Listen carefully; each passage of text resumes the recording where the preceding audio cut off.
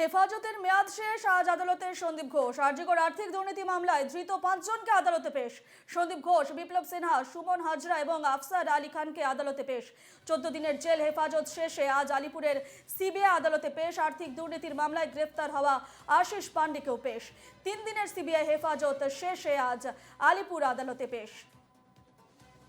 এ নিয়ে বিস্তারিত জানবো। ফোনে রয়েছেন আমাদের প্রতিনিধি সুস্মিত মজুমদার। সুস্মিত, হেফাজতের মেয়াদ শেষ, আজ আদালতের সন্দীপ ঘোষ সহ আরো 5 জন, যেমনটা জানা যাচ্ছে 5 জনকে, ধৃত 5 জনকে আদালতে পেশ করা হয়েছে। কি সম্ভাবনা রয়েছে আবারও কি সিবিআই তাদের হেফাজতে চাইবে? দেখো, একবারই যেটা জানা গিয়েছে যে মেয়াদ শেষ হয়ে গিয়েছে সন্দীপ ঘোষের। তারা 3 দিনের হেফাজত যেটা চেয়েছিলেন, সিবিআই চেয়েছিলেন, এবং আর্থিক দুর্নীতির সঙ্গে যে সমস্যা হয়েছিল এখনো পর্যন্ত কিন্তু সেই মামলা নিষ্পত্তি হয়নি, অর্থাৎ সেই তদন্ত প্রক্রিয়া এখনো পর্যন্ত এগিয়ে নিয়ে যেতে পারেনি। সেই কারণে তারা আজকে যখন আলিপুর আদালতে পেশ করা হবে তখন কিন্তু তাকে আবারও হেফাজতে চাইবে, এমনটাই কিন্তু সিবিআই সূত্রে জানা গিয়েছে।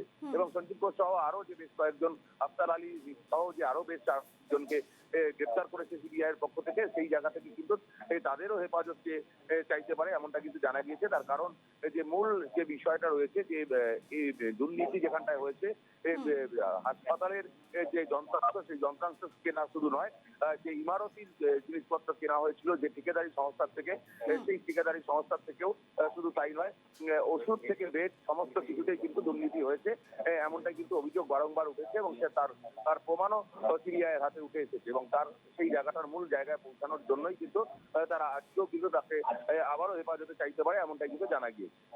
বেশ, এই খবরে আমাদের নজর থাকবে। সুস্মিত, আপাতত ধন্যবাদ জানাচ্ছি।